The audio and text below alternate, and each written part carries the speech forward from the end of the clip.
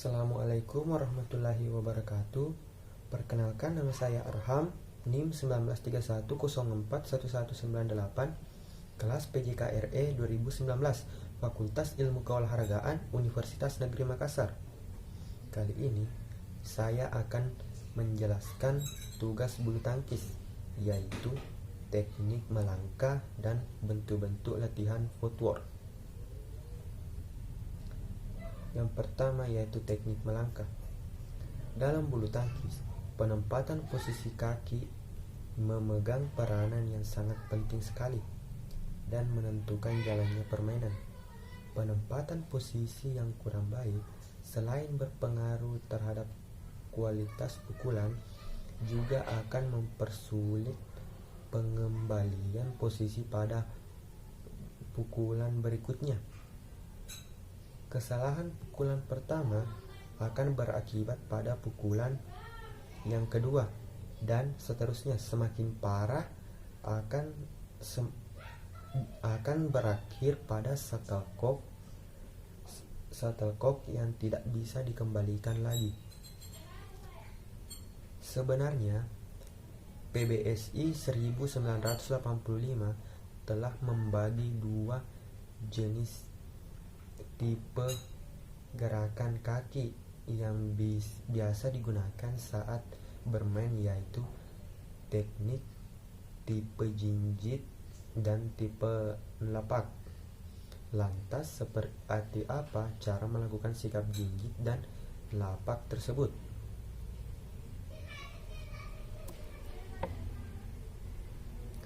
Yang pertama yaitu tipe jinjit dan tipe melapak. Kita bisa lihat gambarnya.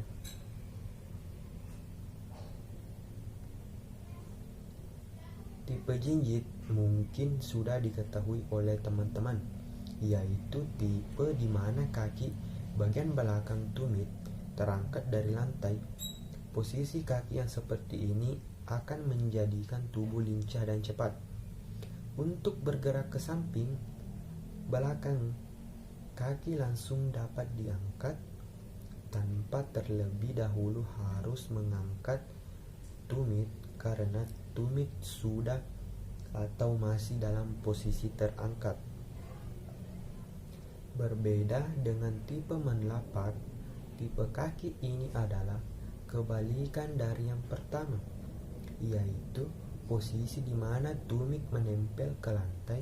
Untuk mengalahkan tumit harus diangkat terlebih dahulu, baru kemudian ujung kaki dapat meninggalkan lantai.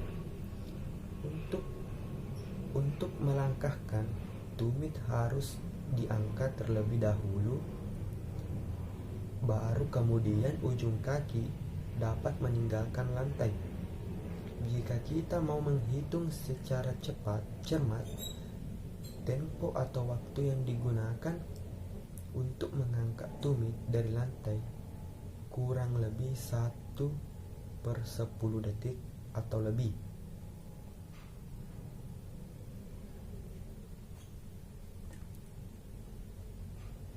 Namun, dalam sebuah pertandingan bulu tangkis, waktu hanya 1/10 sangatlah berharga. Masing-masing tipe penempatan kaki, baik yang jinjit ataupun melapak, memiliki kelebihan dan kekurangan masing-masing. Penggunaan tipe jinjit biasanya dipakai oleh pemain yang mengandalkan kecepatan dan juga pukulan-pukulan kerasnya.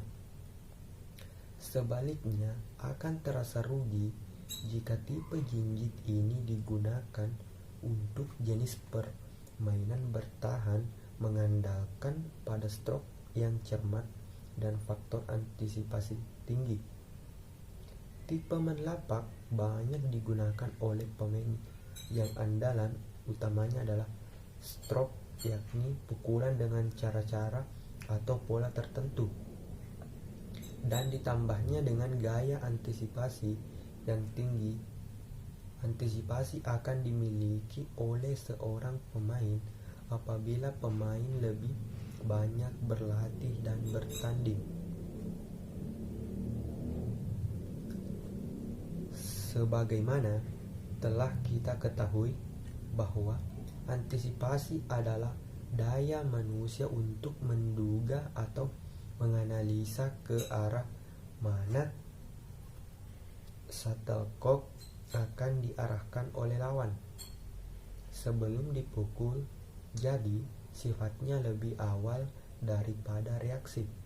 Kemampuan menduga ini menyebabkan tidak sulit bagi pemain untuk mengendalikan shuttlecock.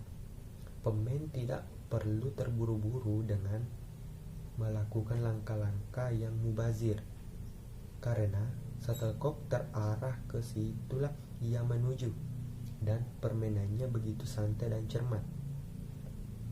Tipe main lapak ini adalah tipe permainan yang mengandalkan penambahan nilai pada kesalahan lawan.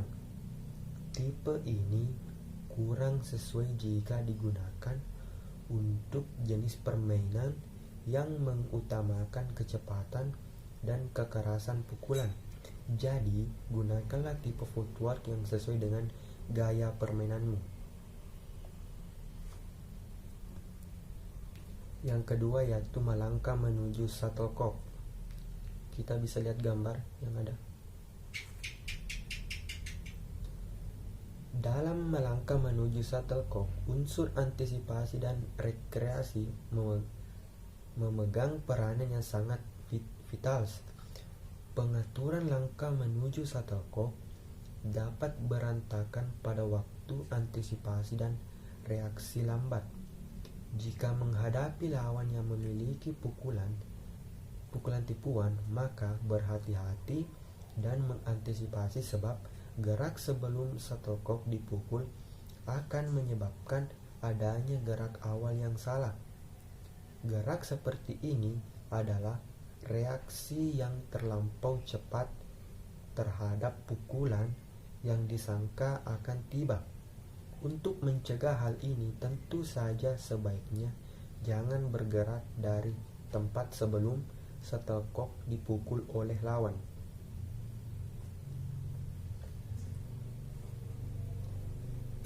Bergeraklah ke arah shuttlecock dengan langkah yang sedikit mungkin dan mengaturnya sesuai dengan jarak antara badan dan shuttlecock, sehingga pada langkah terakhir berada pada posisi yang saling menguntungkan untuk melakukan pukulan ke segala arah yang diinginkan. Dalam mengejar shuttlecock, apabila jarak badan dan shuttlecock 1,5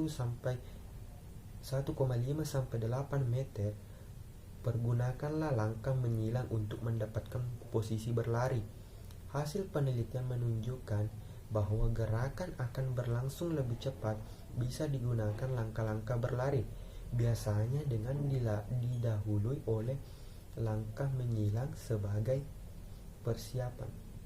Gerakan pilihan yang lebih lambat adalah memajukan kaki yang terdekat pada shuttlecock dengan dilangkahkan ke depan, kemudian merapatkan kaki yang sebelah sehingga tercapai tempat yang dituju.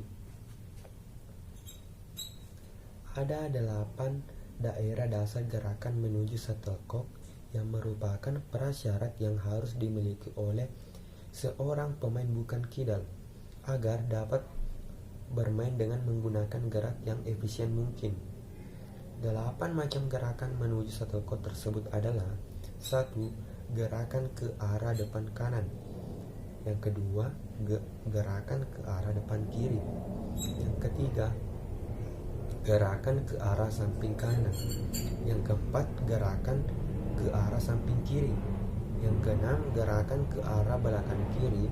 Yang ketujuh, gerakan di tengah ke arah depan. Yang kedelapan atau yang terakhir, gerakan di tengah ke arah belakang.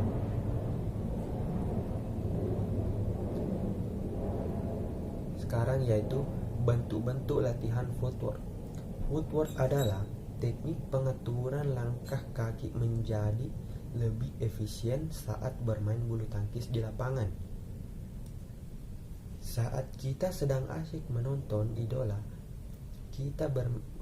bulu tangkis kita bermain, Bisa saya pastikan yang Anda lihat adalah bagaimana mereka memukul bola sekeras dan sekeren mungkin. Jarang Anda memperhatikan mereka langkah kaki saat menjangkau shuttlecock dan memukulnya. Anda tidak akan melihat para pemain idola Anda mondar-mandir dengan berlari-lari kecil atau bahkan menjinjit hanya demi mengejar shuttlecock. Tidak, yang ada adalah mereka hanya melangkah. Gambar bentuk latihan footwork. Ini adalah contoh gambar bentuk latihan footwork.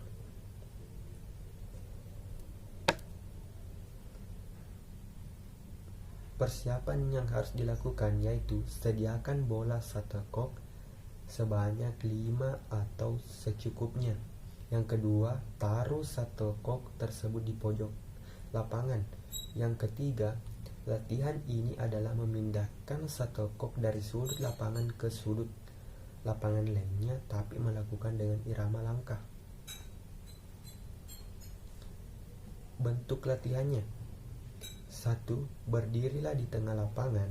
Yang kedua, melangkahlah ke arah kanan atau sebanyak 2 langkah dengan kaki kiri melangkah lebih dulu jika memegang raket kanan. Saat sampai di pojok, ambil satu bola shuttlecock dengan tangan kanan dan posisi tangan kanan berada di depan. Yang keempat, melangkahlah ke tengah lapangan sebanyak 2 langkah mundur dengan kaki kiri lebih dulu sampai membawa satu bola shuttlecock. Yang kelima, saat sampai di tengah lapangan, lalu melangkahlah ke bagian kanan tengah sebanyak 2 langkah dengan kaki kiri lebih dulu. Pastikan Anda masih membawa shuttlecock. Yang keenam, saat sampai di bagian tengah, taruhlah shuttlecocknya dengan tangan kanan. Pastikan saat menaruhnya posisi kaki berada di depan. Yang ketujuh, kembali ke tengah lapangan dengan 2 langkah mundur dengan kaki kiri melangkah lebih dahulu. Yang kedelapan, lakukan latihan nomor 2 sampai nomor 7 berulang-ulang hingga shuttlecock di pojok kanan atas berpindah ke semua ke kanan tengah lapangan. Saat Anda sudah menyelesaikan latihan nomor 8, maka saatnya untuk memindahkan shuttlecock ke pojok lainnya hingga semua pojok lapangan sesuai dengan garis panah sudah Anda lalui. Perhatikan: 1. Pastikan saat melangkah kaki kiri lebih dahulu, baik itu melangkah maju atau melangkah mundur. Bagi yang tidak, lakukan dengan kaki kanan lebih dahulu. Yang kedua, saat Anda mengambil atau menaruh shuttlecock, pastikan lutut Anda ditekuk dan badan agak sedikit membungkuk. Yang ketiga, saat melangkah, lakukan dengan langkah yang lebar, kalau perlu sambil melompat. Yang keempat, pastikan Anda mendapat irama saat melangkah. Yang kelima, saat Anda merasa lelah, istirahat dulu. Jangan terlalu memaksakan tubuh karena latihan ini perlu adaptasi sehingga nanti akan terbiasa. Mungkin itu sajalah yang sempat saya sampaikan. Mohon maaf apabila banyak kekurangan dalam video ini. Jadi, Assalamualaikum warahmatullahi wabarakatuh.